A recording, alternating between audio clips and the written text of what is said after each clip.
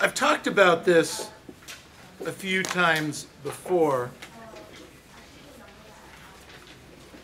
and I think in this marketplace maybe it's more apropos than ever before.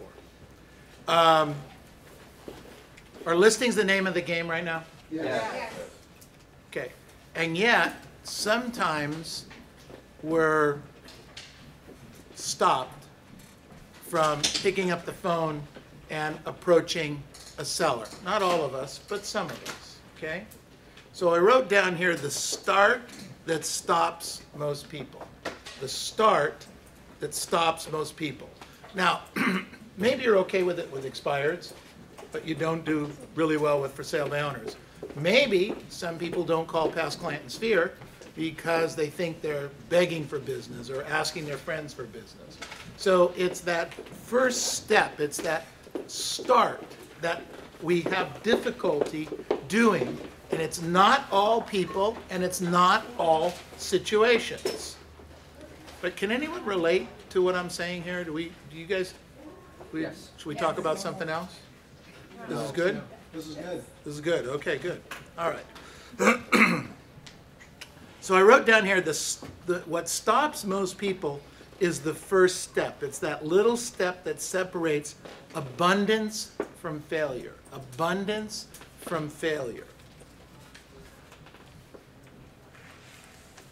And what happens is, in the terms of time, sometimes the decision to make the step, pick up the phone, stop the car, is only a couple of seconds. You know, you make that, you see a for sale by owner, you're driving down the street, you're in a neighborhood that maybe you haven't been in a few weeks, and you're going from one house to another house, and you kind of drive down this street, and there's a for sale by owner on the left, and your foot actually starts to go to the brake. Okay? All of you go to the brake first, right? Yeah. Right, okay. But something stops us from hitting the brake. And we just kind of roll by because we make an excuse. They're not going to be home. They don't want to see us. We don't know what to say. We don't know how to say it. We'll come back and see it on the way back. Isn't it funny how when you leave the track, you never leave the same way? If there's a for sale by owner on the way out, you go out a different way. It's costing us a fortune. It's in that motion of picking up the phone, of stopping the brake, that's costing us money. Do you guys know what I'm talking about here? Yep. Yes. When you're phone calling, think about this. Has there ever been a situation where you're working a list of names and phone numbers, and you come across a name that either is difficult to pronounce, so you don't want to look bad screwing up their name when they answer the phone, so you don't what? You don't call them. That could cost you some money. Or it's an ethnic group that maybe you haven't had good luck with. I don't know. It's just, well, I'm not going to call that. I'll go past it. And when you do that, you get yourself, cost you money. Isn't that interesting? I actually, when it comes to the dialers, I kind of have a love-hate relationship with the dialers. Sometimes I like them, sometimes I don't. But when it comes to this, it just keeps dialing the numbers and it doesn't make a decision on who you should call. Isn't that interesting? You just next, next, next, next, next, next, and whoever answers, okay, the dialer works out really well for you. So, the reason the first step is so hard is when and where the pain is applied. The pain of making the call or not making the call, okay? And the pain that I'm talking about is the pain of discipline. Write this down. The pain of discipline. So we have the discipline we feel today. So by making the call, we could maybe have an opportunity to talk to someone that might move us into action and might move us into being able to do business with them and make some money. Or the pain of regret because we didn't do what we were supposed to do when we were supposed to do it. You know, we talked about this a lot. The first quarter's over. So I run the numbers and I say, okay, in the first quarter we had 62 work days. How many did you work? Some of you worked all of them, some of you didn't, but that's a question. If there's 186 hours of prospecting for the first quarter, how many hours did you prospect? There's 1,860 contacts that could be made. How many contacts did you make? So it's the pain of discipline of doing the job or the pain of regret for not doing the job. In either case, we have pain. You guys get to see this? Yep. You guys with me on this? Yes. Because I got other stuff. Nope. We would regret if you went to other stuff. Keep going.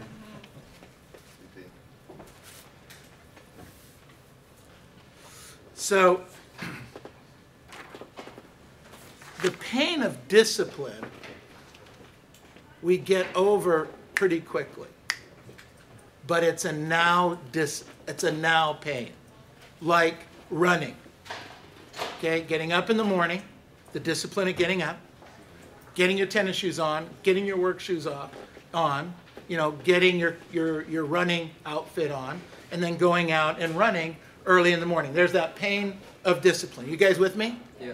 This is probably the easiest thing that we can look at. And yet, if we don't do it, and we don't do that for 15 or 20 years, then we run into the pain of what? Pain of regret for not doing what we should have done. You know, we pick up at 15 or 20 or 30 pounds, our health becomes an issue, and then we can't do all the things that we need to do.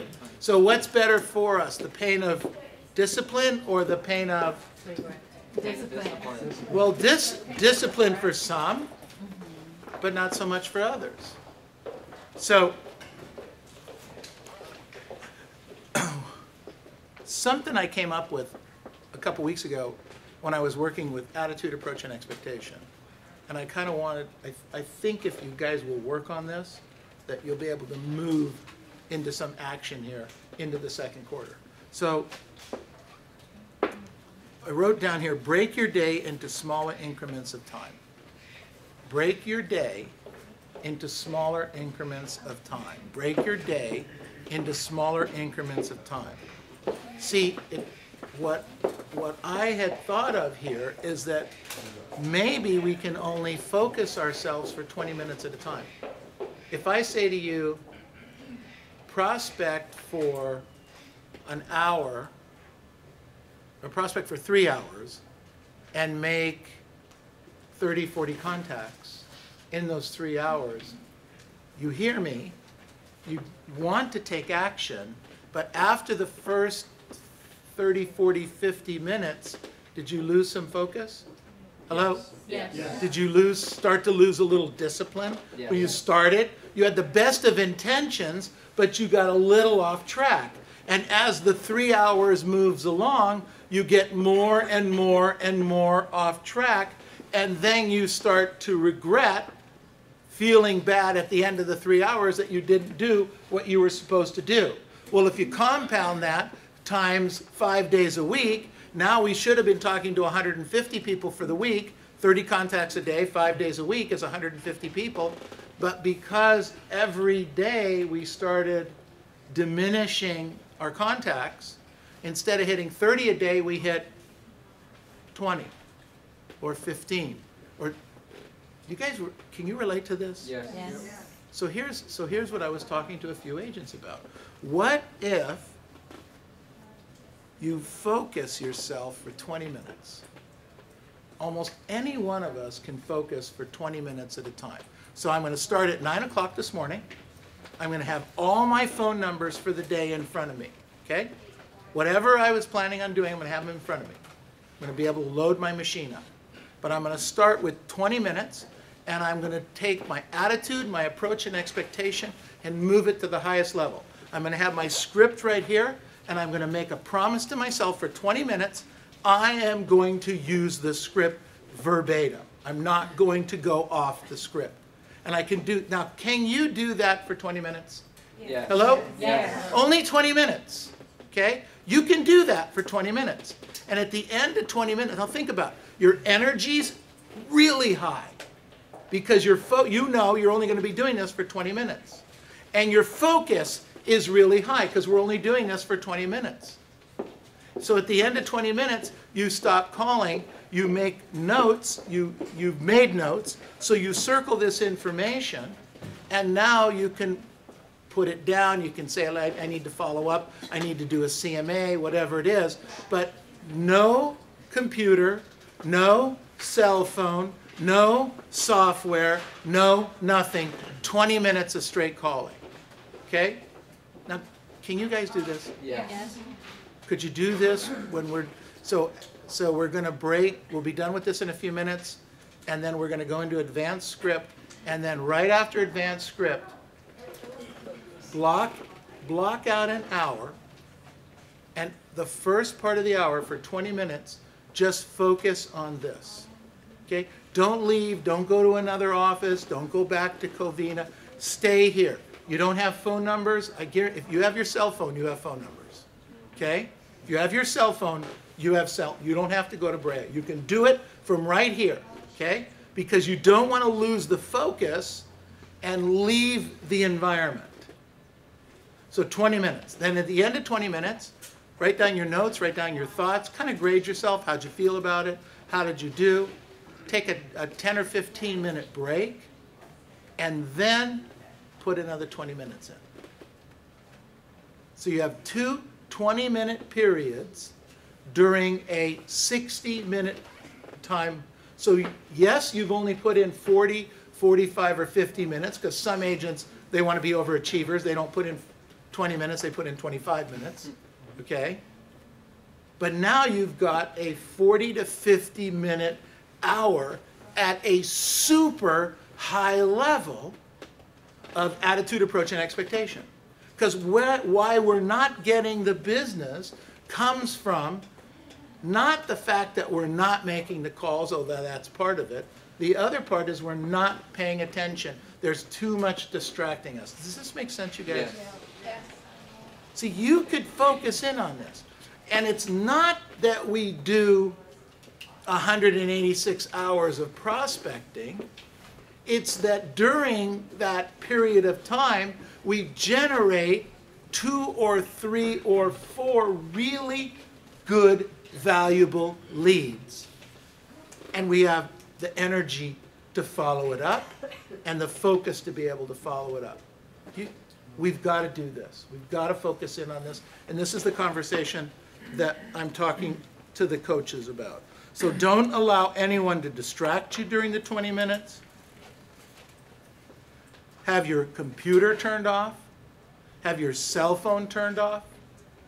You know, we talk about this all the time. The truth is that generally speaking, for 20 minutes, even if you turned your cell phones off, you know, moms and dads that are caregivers to their kids, young children, or to other family members, the truth is that if your cell phone was turned off for 20 minutes, the world truly will not come to an end, okay? And if you think it'll come to the end, then just give it to the front desk and let them have it. But get it away from you. It's, you know, Mike Ferry talks about this, and we hear Mike say this, and we think to ourselves, well, Mike is saying this thought, and the thought is that we will find someday that the social media was a huge destruction of a lot of things that we hold very dear. I don't even know exactly what they're going to be. But the fact that we are so distracted by other stuff that's going on and we lose that focus of time, it's costing all of us a fortune. And we're all guilty of it. You know, I'm sitting in the car yesterday, and we're driving, and I'm in the passenger seat, and I notice my wife is grabbing for the phone. You know, and we're having a conversation. I could certainly look it up, but that's how bad we are. You know, and I know I'm the same way. That's a big part of why Anthony's driving now. You're all safer. Thank you. But you get what I'm talking about. We're going to hurt ourselves and we're going to hurt somebody else. Or let's say we don't even go to that. It's costing us a fortune in distraction time. We have got to stop this. We really do. I don't think there's anything super good that's going to come out of this. But we'll see. Okay, so questions on the 20 minutes. Questions on how can you do this? How can you focus in on it?